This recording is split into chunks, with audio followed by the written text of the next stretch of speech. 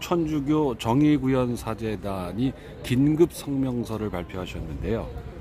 우리는 그날 대법관들의 근엄한 표정에서 의인인 한 사람을 십자가에 매달았던 성경의 대제관들을 떠올렸습니다. 라는 제목으로 성명을 발표하셨는데, 내란 수계가 파면되고 가까스로 제21대 대선 일정이 확정됨에 따라 민주주의 회복과 안정을 기대하게 된 주권자들 머리 위에 느닷없이 불화로가 쏟아졌다.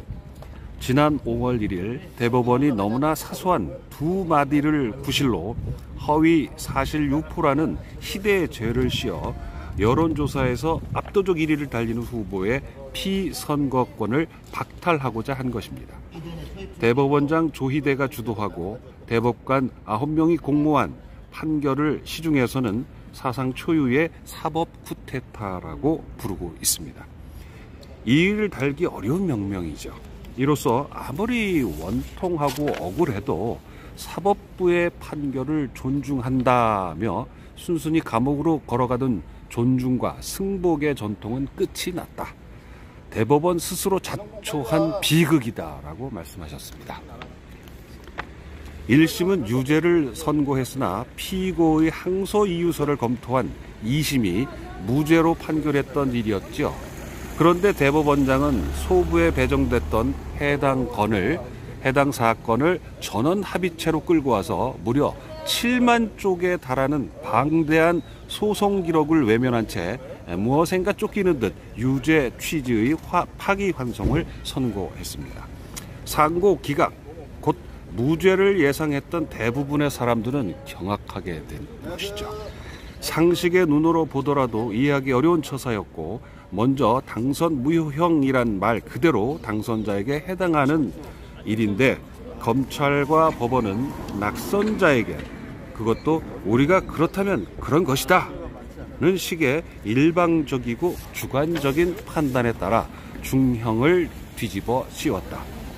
사실 그 형벌은 숱한 감언이설로 세상을 속인 당사자의 차지여야 했다. 하지만 검찰과 대법원은 시종 엉뚱한 사람에게 총구를 겨누었다. 이후 벌어질 일에 대해서는 우려가 더 크다. 지금 대한민국에서 상식적인 진행을 예상한 사람은 매우 드물다. 아니나 다를까 서울고등법원은 기다렸다는 듯이 재판기를 잡았다. 후보 등록이 끝나서 공식 선거 캠페인이 뜨겁게 달아올랐을 5월 15일이다. 국회에서 법원 행정처장은 피고의 권리와 절차에 따르는 물리적 시간을 고려할 때 최종 판결이 대선 이전에 나오기 어렵다고 말했다. 하지만 그간 상상을 초월하는 방식으로 억지를 부려온 사법 쿠데타 세력이 헌법과 법률과 양심을 따르리 만무다. 사법농단에 이어 사법 쿠데타를 저지른 세력의 목표는 분명하다.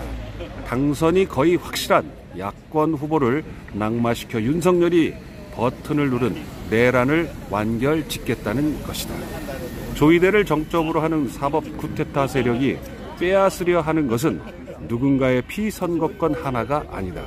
대한민국 전체 주권자의 선거권 박탈이 최종 목표다. 하지만 그들의 쿠데타는 성공할 수 있을까? 어림도 없다. 누구도 동의하거나 묵과하지 않을 것이기 때문이다. 궁금하다. 저들이 억지를 쓰고 때를 부리며 시대착오적인 퇴행을 거듭하는 이유가 무엇일까? 저들만의 세상이 종말을 거하고 있다고 느끼기 때문이다. 자기들끼리 물려주고 물려받던 특권을 더 이상 지속할 수 없게 되자 반미치광이가 된 것이다. 우리는 그날 대법관 10명의 근엄한 표정에서 의인 한 사람을 십자가에 매달았던 성경의 대제관들을 떠올렸다.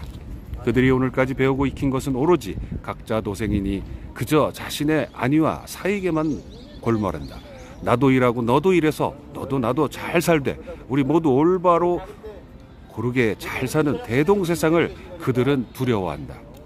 바야흐로 대한민국이 모두는 하나에서 나온 하나이므로 서로 보살피는 한 살림으로 대전환하는 것을 그들은 아주 끔찍하게 여긴다.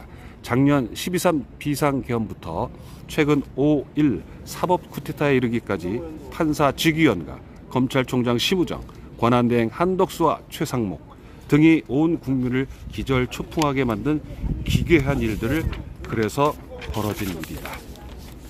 민주시민들 또한 사력을 다해서 싸워야 한다. 시퍼런 칼을 들고 와서 내 혈육의 목숨을 위협하는 강도를 대화나 타협으로 구슬을 수는 없다. 사법부의 난동을 막기 위해 한 사람도 빠짐없이 가진 힘을 보태야 한다. 지난 겨울도 그랬지만 앞으로 한 달 우리의 수고에 우리와 자식들의 운명이 달려있다. 아울러 국회는 자신에게 주어진 모든 권한을 행사하는데 맹수처럼 날래고 대범하기를 바란다. 마지막으로 사법부에 명령한다. 주권자인 국민이 자신의 권한을 누구에게 맡길지 선택하는 문제에 감히 상관하려 들지 말라. 역사가 우리를 막혀놓은 것 같아 보여도 그렇지 않다. 선과 악은 계속 싸울 수밖에 없다. 종종 악이 선을 죽였지만 선은 결코 죽지 않는다. 선은 반드시 다시 살아서 악을 구원해 주었다. 이것이 역사요. 어쩔 수 없는 선의 운명이다. 용기를 내어라. 내가 세상을 이겼다. 요한복음 16장 29절을 인용해서 우리 정의구현 사제단의 성명 발표가 있었습니다. 그래서 제가 대신 대독해드렸고요.